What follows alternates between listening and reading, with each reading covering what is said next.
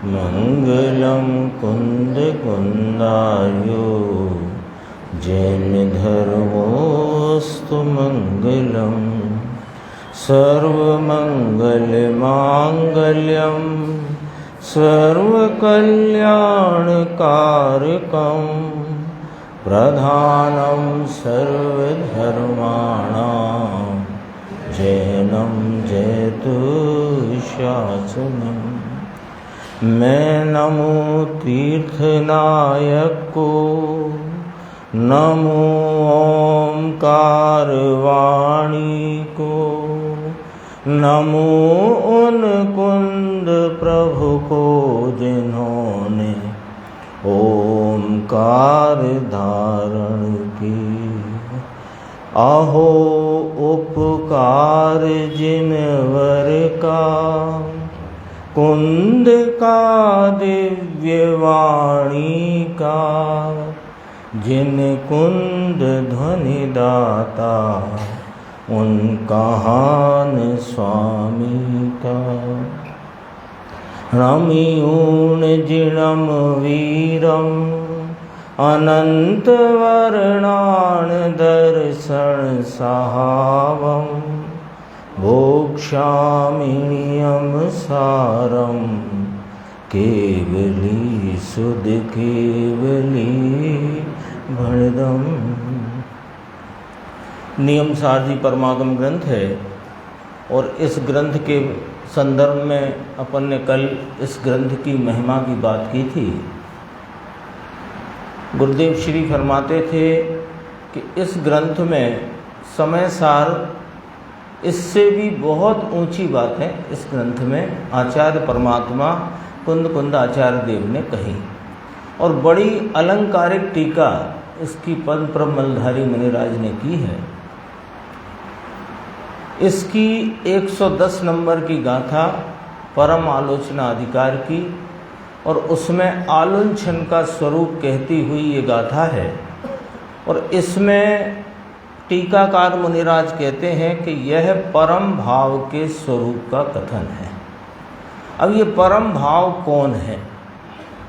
कि ये परम भाव यानी कि मैं एक जीव वस्तु ज्ञान दर्शन से परिपूर्ण तत्व हूँ, जिसमें उस ज्ञान दर्शन भाव को, इसकी चैतन्य सत्ता को, उस चैतन्य सत्ता के स्वरूप को धारण करने रूप जो भाव है वो पारिणामिक भाव परम भाव है।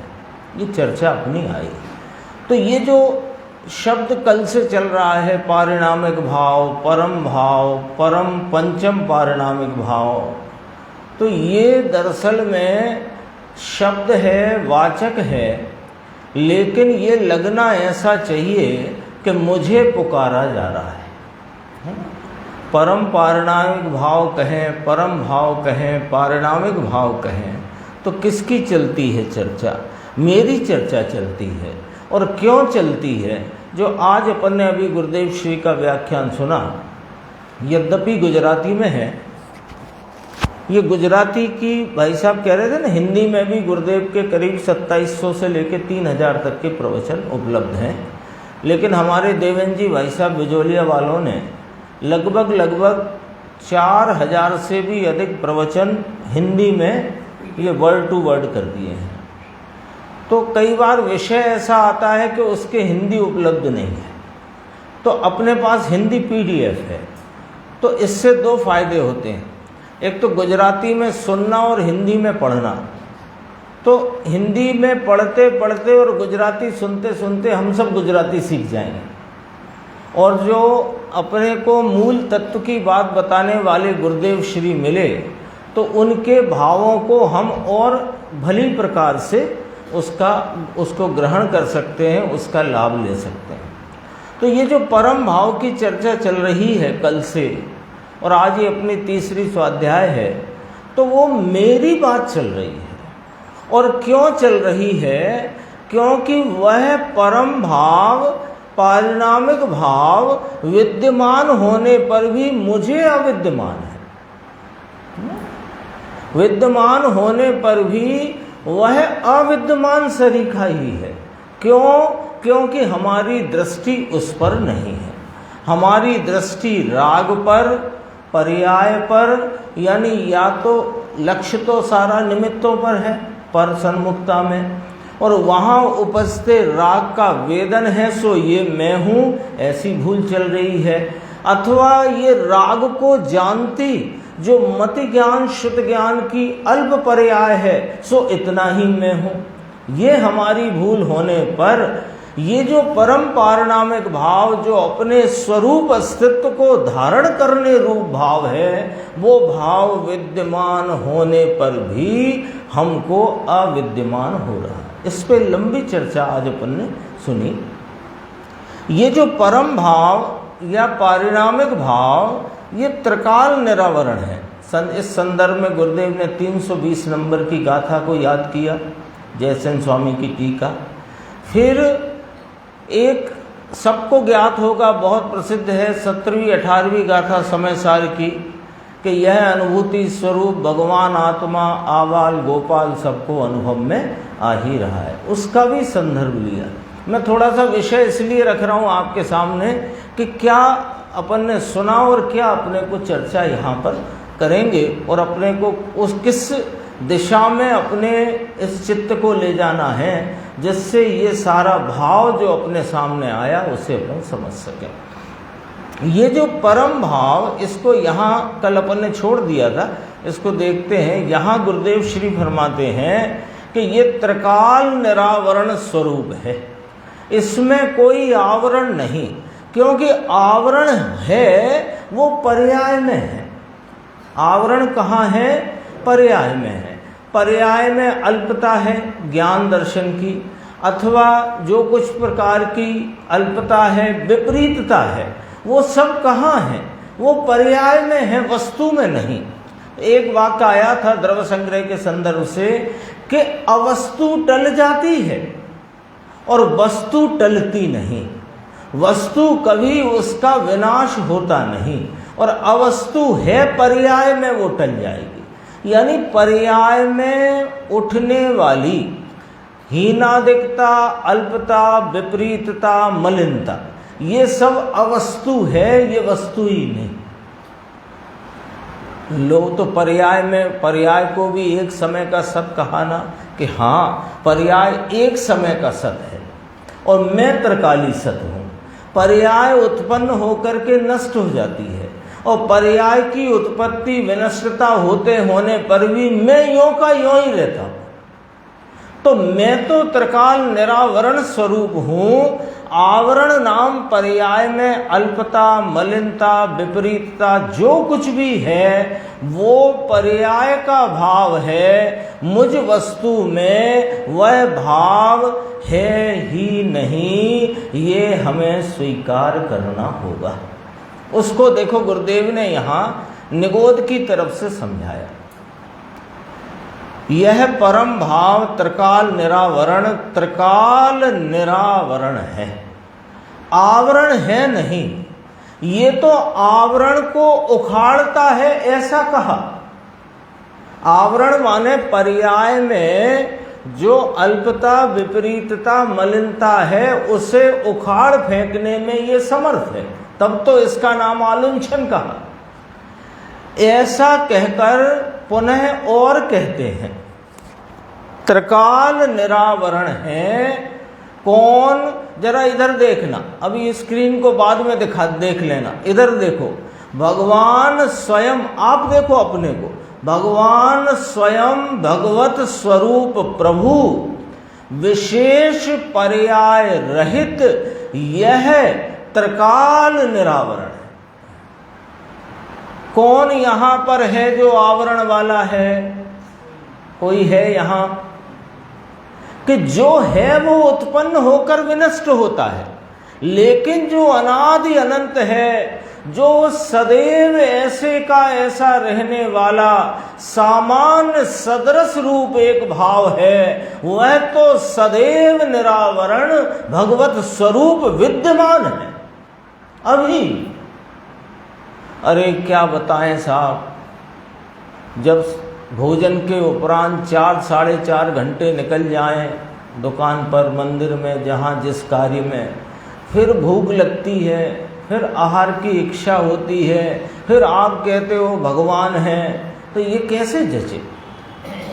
कैसे जचे? भाई तुम जहाँ देख रहे हो वहाँ वो है नहीं, और जहाँ वो है वहाँ तुम देख नहीं रहे, बस इतना सा फर्क है।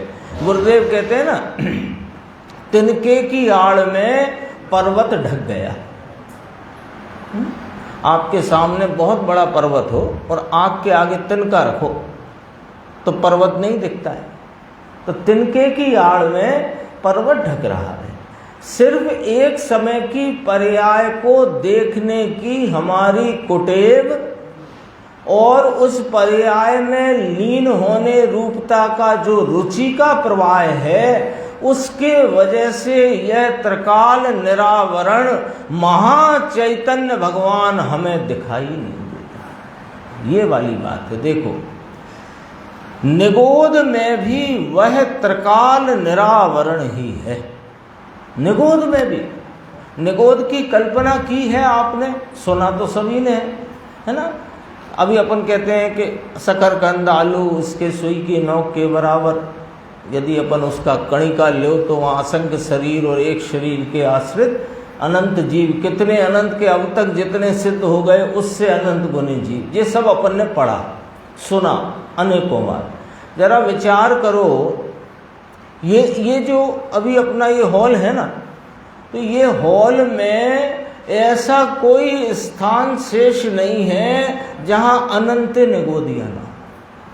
ये मेरा ऐसा हाथ आता है ना, ऐसा, इतने में अनंत निगोदिया जीव को ये पार करके आता है। इतने जीव हैं और सब जीव त्रिकाल निरावरण है। पॉइंट ये, अपने को तो लगे कि मैं ही पापी हो गया, मैं ही पुण्यात्मा हो गया, मैं ही धर्मात्मा हो गया, मैं यूँ हो गया। अभी पंडित जी कहते थे ना, मैं सुनाने वाला, मैं सुनने वाला, ये ऐसा, ये ऐसा।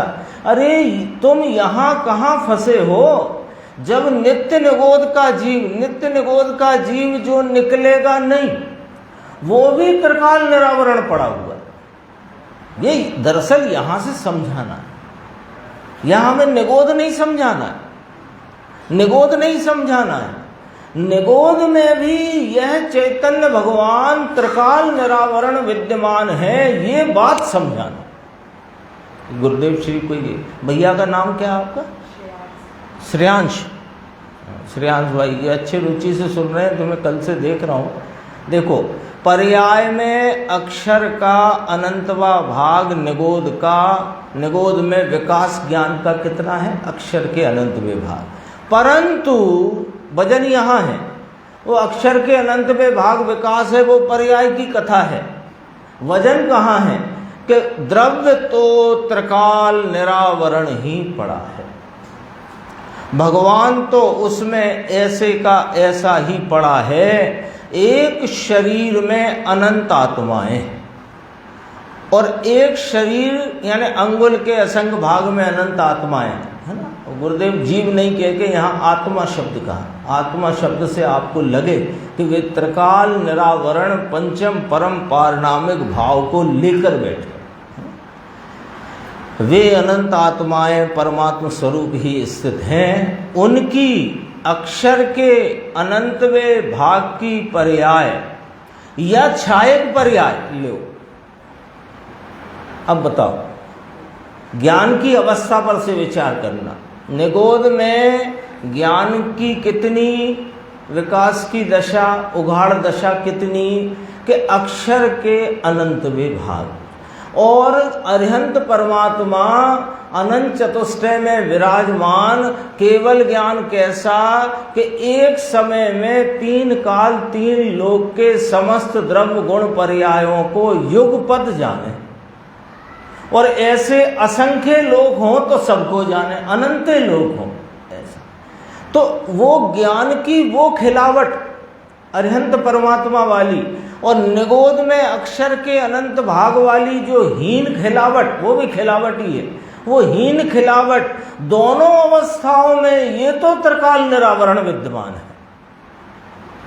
इसमें कोई आवरण आया नहीं। भैया ये सब थोड़ा बात को समझकर अपने को अपनी महिमा में आना है। ये अत्यंत महत्व की वस्तु है, इसका महात्म्य आना चाहिए, इसके लिए की बात है। देखो अब जो अगला विषय आया वो कहते हैं कि ये जब इतना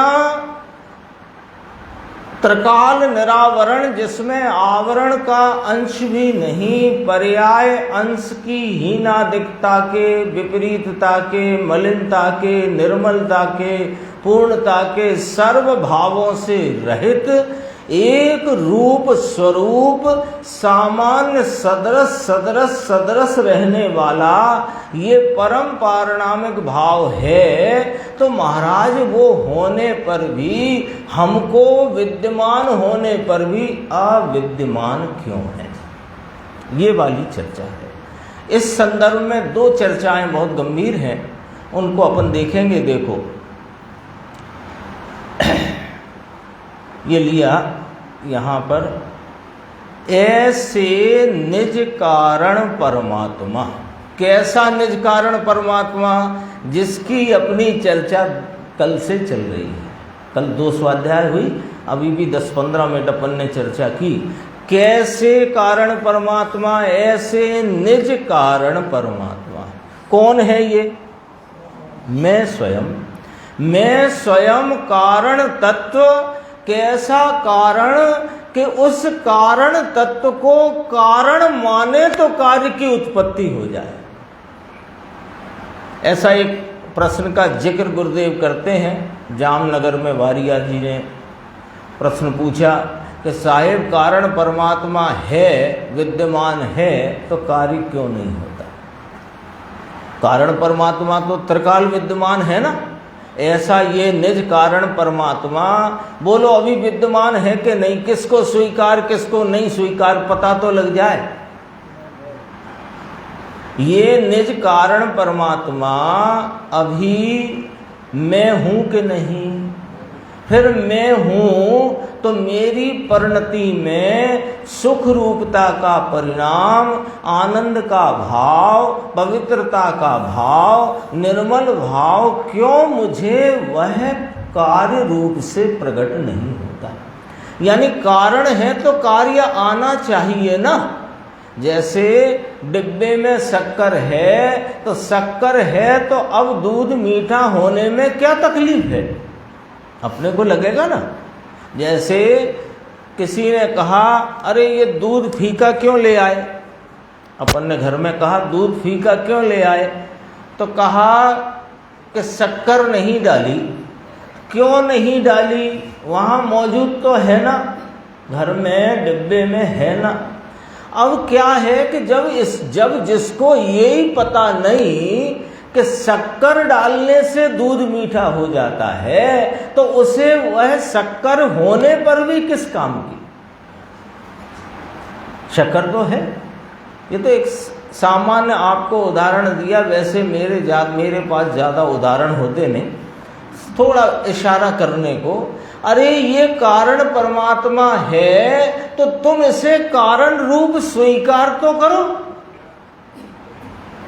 ये क्या हो गया साहब? आपने कहा, जनवाणी ने कहा, आचार्य भगवान ने कहा, पूज्य गुरुदेव श्री ने कहा कि कारण तत्व यह निज कारण परमात्मा सब जीवों के सर्वदा विद्यमान ही है। तो फिर कार्य क्यों नहीं आ रहा? अपना प्रश्न ये, कार्य क्यों नहीं आ रहा? तो कार्य इसलिए नहीं आ रहा कि तुमने कारण को कारण नहीं माना। तुमने राग को कारण माना, तुमने प्रशस्त निमित्तों को कारण माना, तुमने उस राग के वेदन को, वेदती वो ज्ञान की अल्प पर्याय को कारण माना। तो कारण पना देते हो दूसरे को और कार्य चाहते हो उस कारण का। बेईमानी है, बेईमानी है। ये कारण तत्व है ऐसा तुम कारण रूपता इसकी स्वीकार करो तो ये कार्य ना हो। ऐसा तो ऐसा एक बैंश्री का बोला है, ब्रह्मांड पलट जाए, 14 ब्रह्मांड पलट जाए। क्यों? अरे जब कारण को कारण स्वीकार करे और कार्य ना आए, ऐसा हो ही नहीं सकता, अन्यथा वो कारण नहीं। देखो अब इसने क्या किया है, अनादि से क्यों अविद्यमान है, विद्यमान होने पर भी इसको इसकी विद्यमानता का भरोसा, विश्वास, प्रतीति, श्रद्धा, उसको है हूं मैं ऐसा इसे अंदर से वो भाव भाषण क्यों नहीं होता है? क्योंकि इसने उस निज कारण परमात्मा के स्वरूप की श्रद्धा से प्रतिपक्ष जो तीव्र मिथ्यात्व है उसका सेवन कर रहा है। अब मिथ्यात्व का सेवन क्या होता है? मिथ्यात्व का सेवन क्या होता है? मिथ्यात्व माने झूठ, मिथ्या माने झूठ होता है ना। लौकिक में भी मिथ्या शब्द का अर्थ झूठ, झूठ के लिए है। झूठ माने कि ये सामने ग्रंथ रखा है समय साथ, इसको मैं एम्पलीफायर मानूं तो बोलो क्या हुआ? ये ग्रंथ है ना, इसको मैंने एम्पलीफायर माना और वो एम्पलीफायर को मैंने ग्रंथ माना, तो क्या मेरी मानने में क्या क्या हुआ? मिथ्या हुआ ना मानना। तो पंडित जी कहते हैं, टोडरमल जी साहब, बहुत सीधी सरल एकदम सटीक बात अपने सबके समझ आए। वस्तु का जैसा स्वरूप है वैसा मानता नहीं, और जैसा स्वरूप नहीं है वैसा मानता है, इसका नाम मिथ्यात्व। तो ये कारण परमात्मा त्रिकाल निरावरण स्वरूप सामान्य सदृश एक रूपता से परिपूर्णता से विद्यमान है, इसे तो मानता नहीं, और निमित्तों को राग को जानती पर्याय को ही अपना स्वरूप मानता है, ये मिथ्यात्व है। तो कहा त्रिकाल निरावरण निज कारण परमात्मा के स्वरूप की श्रद्धा से प्रतिपक्ष तीव्र मिथ्यात्व कर्म के उदय के कारण। बस ये निमित्त की तरफ से कथनी है। वो मिथ्यात्व कर्म तुझे कोई इस त्रिकाल निरावरण तत्व को जानने से नहीं रोक रहा है, तुम रुके हो तो उसको निमित्त कहा जाता है। हम अपने स्वरूप को जानने में स्वयं रुके हैं, यानी हम उसे जान नहीं रहे, नहीं जान रहे, इसलिए वो दर्शन मोहिनी निमित्त कहलाया। तो दर्शन मोहिनी की तरफ से कथन किया है ना, तीव्र मिथ्यात्व कर्म के प्रकट पने के कारण। तो मुनिराज ने, टीकाकार मुनिराज ने तुरंत शब्द डाला कुदृष्टि को। कुदृष्टि है ना, इस ग्रंथ की टीका की विशेषता है। सुकृत, दुकृत, सुदृष्टि, कुदृष्टि, ऐसे शब्दों का प्रयोग है इसमें। कुदृष्टि को सदा, सदा का अर्थ आया ख्याल में?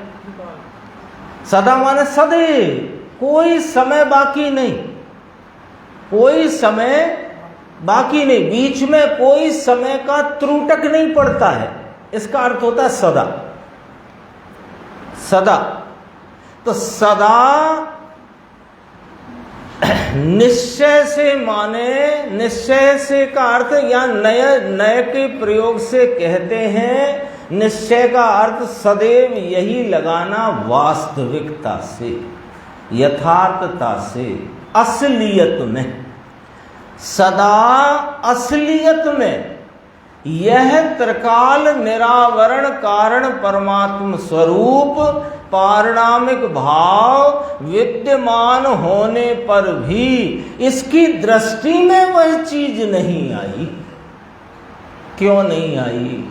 क्योंकि इसकी दृष्टि निमित्तों पर, राग पर और एक समय की ज्ञान की अल्प अवस्था पर टिकी है, इसलिए यह अपना ज्ञायक भगवान इसको दृष्टिगत नहीं होता। तो जिसे आई नहीं उसे है नहीं। सीधा न्याय आया समझ में, है ना। सामने बड़ा पर्वत है, वही उदाहरण इसलिए लेता हूं समय बचेगा। सामने पर्वत है, आंख के आगे तिनका है। अब दृष्टि तो यहां से चल रही ना, दृष्टि आंख के आगे तिनका है। अब तिनका होने से तेरी नजर में क्या है? तिनका। तो तिनका यदि नजर में है तो वो पर्वत वहां विद्यमान होने पर भी तेरी नजर में अविद्यमान है। ख्याल में आई ना बात? तो क्यों कि तेरी नजर में तो वो तिनका है। वो तिनके को देखने के चक्कर में वो जो तिनके के पीछे पहाड़ छुपा है, छुपा किसको है तो विद्यमान, छुपा तो तुझे है तिनके की आड़ में। तो कहा जिसकी दृष्टि में वह चीज आई नहीं उसे वह है ही नहीं। अब सुनो जरा दो लाइन। धारणा में ज्ञान में बात ये आई। अभी हम सुनते हैं, कल से गुरुदेव श्री का अपन तो डबल लाभ ले रहे हैं ना, जो सुनते हैं वही पढ़ते हैं, तो डबल लाभ चल रहा है। तो कल से ये बात चलती है तो इतनी बात विकल्पात्मक रूप से भाव भाषण में तो बैठे पहले। देखो विकल्पात्मक ज्ञान में भी दो प्रकार हैं, थोड़ी मोटी बात है। हम जो सुनते हैं वो सुनकर सुना रह गया, वो किसी काम का नहीं। सुना ना, और सुन करके सुना रह गया। अब सुनने को तो आप बाजार निकल जाओ अभी तो बहुत सी चीजें सुनने मिल जाएंगी, पर उस पर आपने लक्ष्य ही नहीं किया, उसका क्या मतलब था, क्या अर्थ है, उसके पीछे भाव क्या है, वो हमने ख्याल में नहीं लिया, तो सुनने पर भी सुना रह गया। लेकिन अपन जब स्वाध्याय करते हैं तो सुनने पर सुना हुए का भाव भाषण होना चाहिए, विकल्पात्मक। अभी पहले विकल्पात्मक ज्ञान में वस्तु का यथार्थ निर्णय होता है और फिर उस निर्णय का जब उपयोग अनुसरण करता है तो वहां अनुभव और प्रतीति होती है। तो अभी इसका भाव भाषण तो हुआ, अपन तो यही बात कहेंगे, तो सुना हुआ नहीं रहा। विकल्पात्मक भाव भाषण में ये बात हमको बैठी है कि मैं तो त्रिकाल निरावरण परम भाव स्वरूप पारिणामिक भाव स्वरूप वस्तु हूँ। पर्यायों के जो भाव हैं वह मेरा आश्रय भूत भाव नहीं है। इतना हमारे विकल्पात्मक ज्ञान में बैठा तो है, लेकिन वह धारणा में आने पर भी उसको नजर में नहीं लिया, उसको अनुभव में नहीं लिया, उस पर दृष्टि करके उस पर विश्वास और स्वीकृति नहीं करी, तो वो उसको वस्तु नहीं है। कहां तक ले ली बात? जिसने सुना ही नहीं उसके तो दूर रहने दो, उससे हमें क्या प्रयोजन है। पर जो अपने साध्य की प्राप्ति के प्रयोजन से, सुख की प्राप्ति के प्रयोजन से जो यह मूल तत्व ज्ञान की बात सुन रहे हैं और सुन ही नहीं रहे, सुन करके उसका क्या भाव है, उसका वाच्य का क्या स्वरूप है, आचार्यों का क्या मंतव्य है, गुरुदेव श्री क्या अभिप्राय पकड़ाते हैं, इसको भी कदाचित हमने अपने विकल्पात्मक ज्ञान में तो लिया, लेकिन जिसको हमने आप स्वरूप धारणा में लिया उसको आप स्वरूप जब तक स्वीकार नहीं किया तब तक विद्यमान होने पर भी अविद्यमान है। यहां तक की बात है। धारणा में ज्ञान में आए तो भी उसे वह है, वस्तु है नहीं उसे। किसे? जिसके धारणा में भले आई और वस्तु भी है, कि ऐसा भी धारणा ज्ञान बोल रहा है कि वस्तु है, लेकिन वह उपयोग उसका अनुसरण करके जब तक उसको स्वीकार नहीं करता तब तक उसको वस्तु नहीं है। वस्तु जो त्रिकाल है वह अनुभव में आती है, उसे वह है, अनुभव में नहीं आती उसे वह नहीं है। सीधी सच्ची बात है। जिसने अनुभव गम्य कर लिया है, क्योंकि वस्तु वचन अगोचर, वस्तु विकल्प अगोचर, ये वस्तु तो अनुभव गोचर है।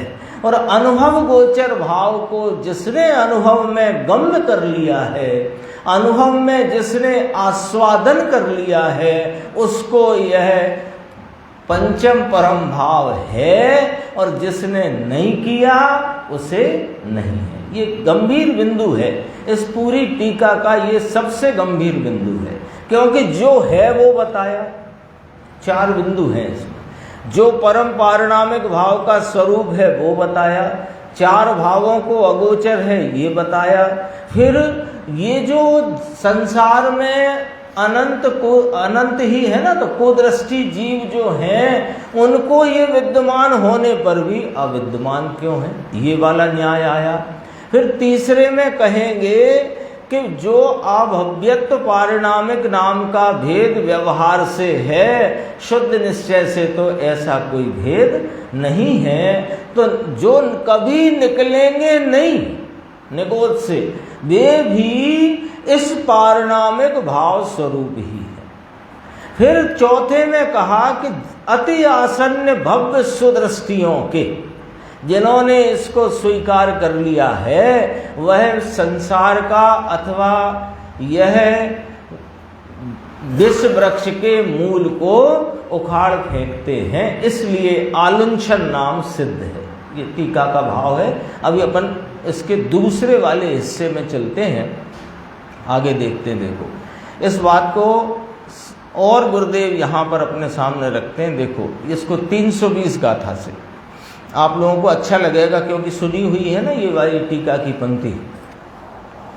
विद्यमान त्रिकाल प्रभु विराजमान है। देखो इतनी ये घूंटन चलती है ना, ये वाले भाव की, ये तत्व का यहाँ जो घोंटन चलता है, तो घोंटन क्या होता है, मैं एक दृष्टांत से बताना चाहूँगा। जैसे क्या होता है कि कोई प्रोडक्ट आता है ना बाज़ार में, तो नया ब्रांड हो तो लोग उसे जानते पहचानते नहीं हैं।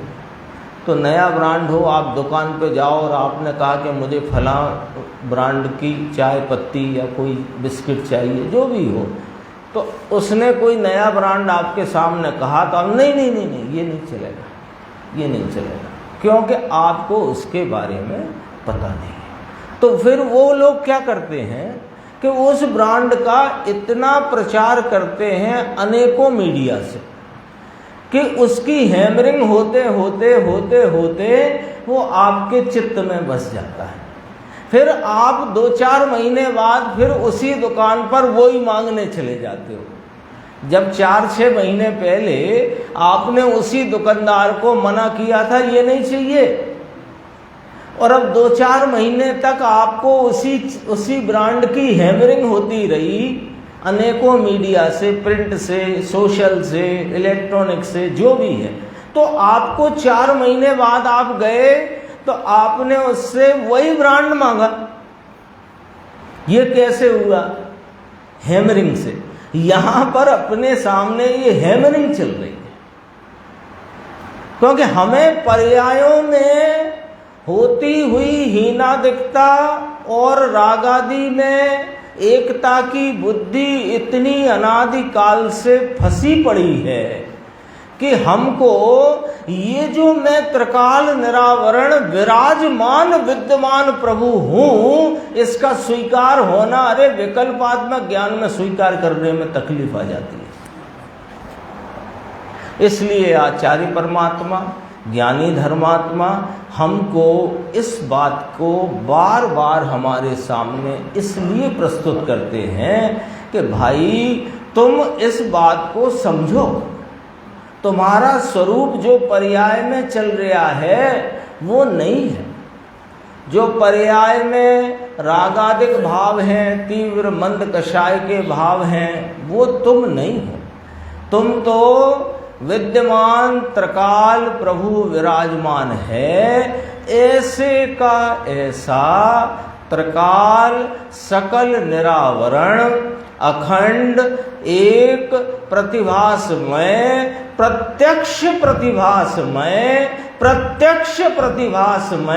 3 बार बोलूंगा मैं, प्रत्यक्ष प्रतिभासमय। अरे पर्याय प्रत्यक्ष है हमको किन्ना, तुम पर्याय देखते हो इसलिए प्रत्यक्ष है। ये अपना कारण परमात्मा, ये निज कारण परमात्मा प्रत्यक्ष पने प्रतिभास में आए, इस रीति से विराजमान है। तुम लक्ष्य तो करो।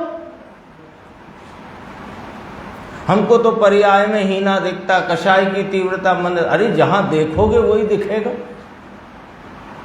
यहां फूलों की क्यारियां हैं, लेकिन तुम देखते घूरे की तरफ हो तो क्या करें, क्या करें? हमको तो नहीं दिख रहा। अरे तुम्हें दिखेगा ही क्यों, तुम देख ही कब रहे हो उस तरफ। इसलिए ये शब्द जैसे स्वामी का बड़ा जोरदार है, प्रत्यक्ष प्रतिभासमय, ये स्वरूप है इसका। अविनश्वर शुद्ध पारिणामिक परम भाव लक्षण निज परमात्म द्रव्य त्रिकाल निरावरण है। त्रिकाल निरावरण वस्तु है। कैसी वस्तु है कि इसे राग का संबंध ही नहीं। तो देखो साहब, अभी जिनवाणी सुनने का राग है कि नहीं? हाँ है ना, जिनवाणी सुनने का राग है कि नहीं, है ना। थोड़ी देर बाद भोजन का राग होगा, फिर उसके बाद विधान पूजन का राग होगा, फिर शाम को स्वाध्याय का राग। तो राग तो है ना साहब, तो राग है, पर तेरे में राग का अंश भी नहीं। राग कहाँ वर्तता है कि राग राग में वर्तता है। राग इस पारिणामिक भाव में, इस निज कारण परमात्मा में है ही नहीं, इसमें वर्तता ही नहीं है। उसे राग का भी संबंध नहीं, पर्याय के अंश में राग का संबंध है।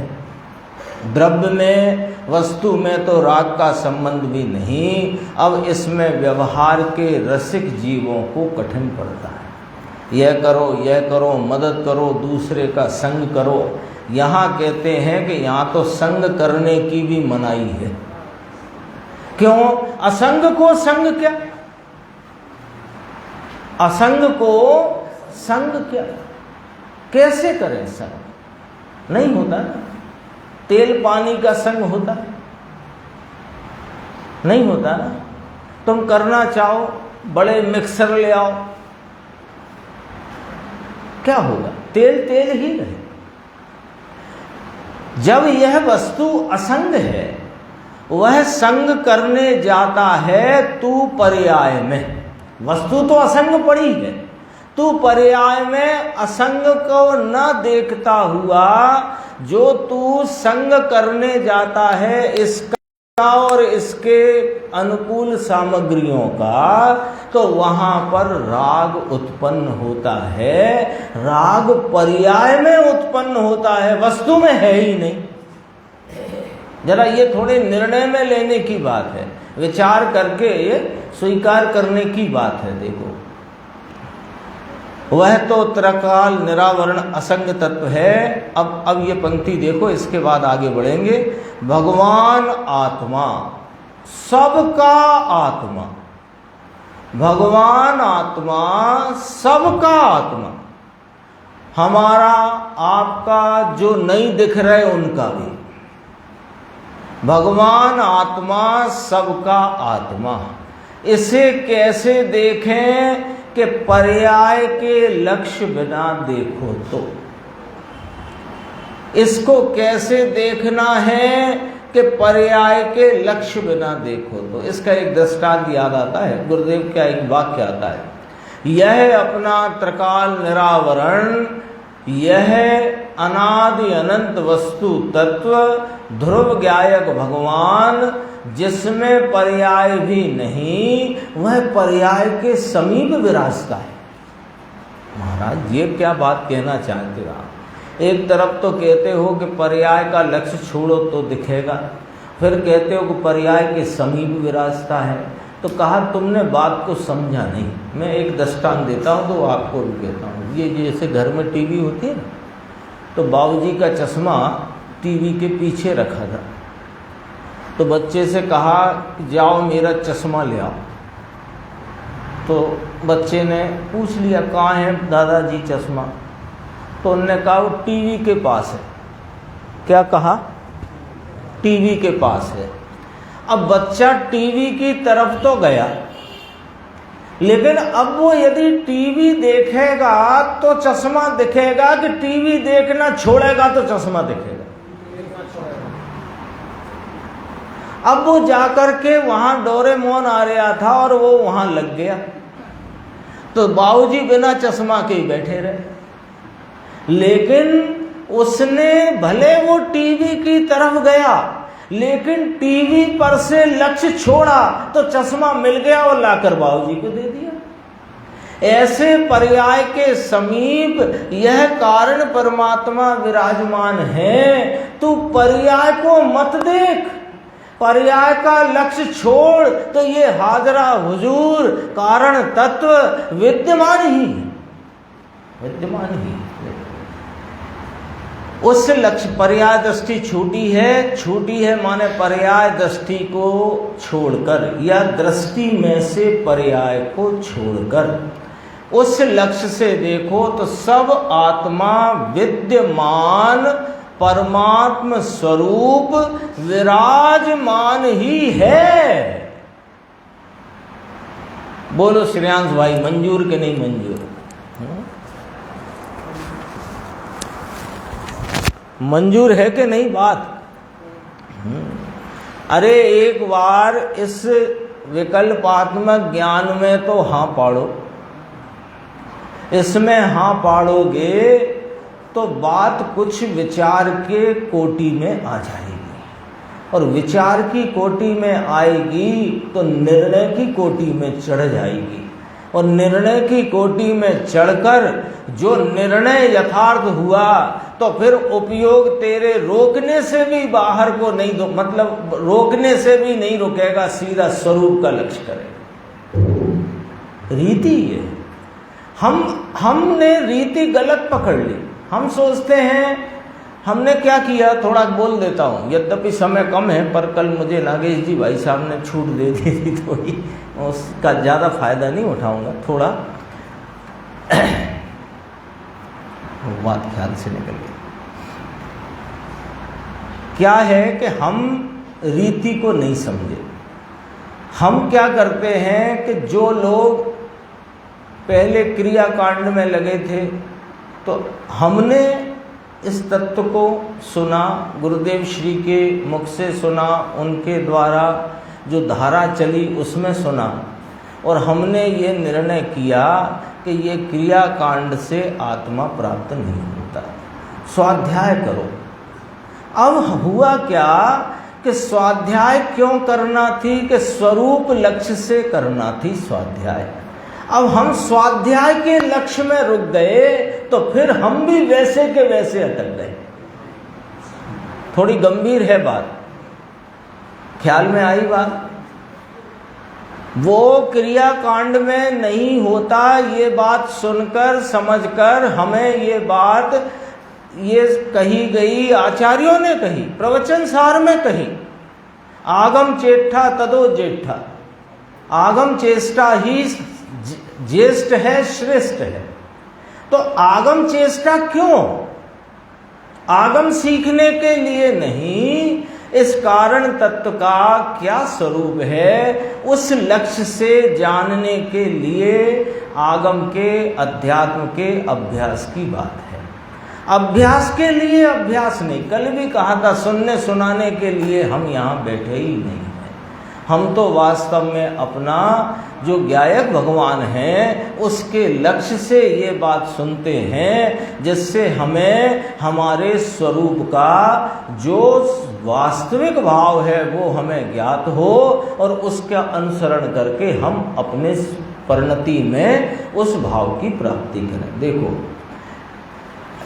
उसे आवरण भी नहीं, ये नोट कर लो भैया, सूत्र, कई सूत्र आते हैं ना, ये भी सूत्र नोट कर लो।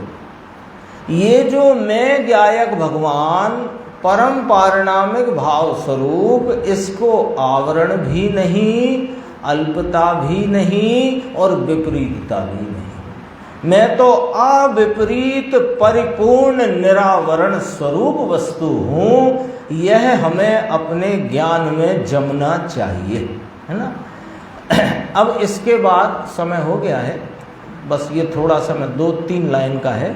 17वीं 18वीं गाथा में कहा कि पर्याय में द्रव्य ज्ञात होता है, आया ना, अनुभूति स्वरूप भगवान आत्मा आबाल गोपाल सबको कहाँ आ रहा है, अनुभव में आ रहा है। समय सार की 17-18 गाथा, है ना। पर्याय में कहाँ जानने में आ रहा है, पर्याय में ज्ञान की पर्याय है, उसका पर्याय का, देखना जरा ध्यान से सुनना, उसका नाम पर्याय का स्वतः स्वयं स्वभाव स्वयं पर प्रकाशक है। उस पर्याय का, ज्ञान की पर्याय का क्यों है कि ज्ञान स्वभाव स्वयं पर प्रकाशक है और स्वयं पर प्रकाशन पर्याय में हो रहा है, तो पर्याय का स्वभाव स्वयं पर प्रकाशक, स्वतः स्वभाव, स्वतः स्वयं स्वभाव स्वयं पर प्रकाशक है। अब देखना, स्वतः स्वभाव है इसलिए वह स्वयं को प्रकाशित करता है। स्वतः स्वभाव है इसलिए वह स्वयं को प्रकाशित करता है। ये पॉइंट समझना मुक्तेश भाई, है ना, भाई साहब अजीत जी, बहुत गंभीर बात है ये। इसका पर्याय का क्या स्वभाव, वस्तु का स्वभाव है ना, वस्तु में ज्ञान स्वभाव, ज्ञान स्वभाव का स्वभाव स्वयं पर प्रकाशक, और ज्ञान स्वभाव का जो परिणाम पर्याय अवस्था, उसका स्वभाव कैसा, स्वयं पर प्रकाशक। अब ये बताओ, ये स्वयं पर प्रकाशक स्वभाव स्वयं का है कि पर का है? पॉइंट 1 नक्की कराते हैं, स्वयं पर प्रकाशक स्वभाव स्वयं का है कि पर का है? स्वयं का। अच्छा, स्वयं पर प्रकाशक स्वभाव का परिणमन स्वयं से है कि पर से है? पक्का? पक्का है ना। स्वयं पर प्रकाशक कहाँ हो रहा है, स्वयं पर प्रकाशन कहाँ हो रहा है? ज्ञान की पर्याय में, मेरी ज्ञान की वर्तती वर्तमान पर्याय में जो स्वतः स्वयं स्वयं पर प्रकाशक है, वो स्वयं पर प्रकाशक भाव स्वयं से है कि पर से है? वह स्वयं पर प्रकाशक स्वभाव स्वयं में है कि पर में है? तो स्वयं पर प्रकाशक स्वभाव स्वयं से है, तो वह वास्तव में स्वयं प्रकाशक है। उस स्वयं प्रकाशन में स्वयं और पर दोनों प्रकाशित होते हैं। ये यहां पर संक्षेप में कहा, और मैं भी ज्यादा विस्तार नहीं करूंगा क्योंकि ये विषय कम से कम 2-3 घंटे का है।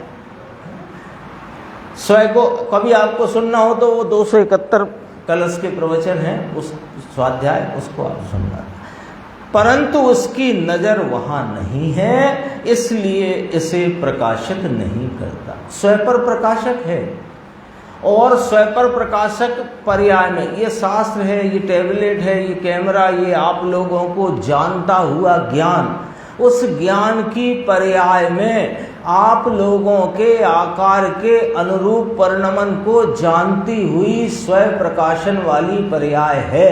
तो मैं पूछता हूं कि उस पर्याय में स्वयं प्रकाशित है कि नहीं? यदि स्वयं प्रकाशित नहीं तो उसमें स्वयं पर प्रकाशन दोनों है ना। तो यदि स्वयं प्रकाशित नहीं तो पर प्रकाशन कहाँ चल रहा है? ठीक है ना। तो स्वयं पर प्रकाशन तो है, लेकिन इसका लक्ष्य पर के आकार के अनुरूप होती हुई अपने ज्ञान के विशेष पर टिका हुआ है। वहाँ एक रूपता से प्रवाहित जो ज्ञान सामान्य जानन पने से विद्यमान है, उस पर इसका लक्ष्य नहीं है, इसलिए विद्यमान होने पर भी अविद्यमान, ऐसी बात है।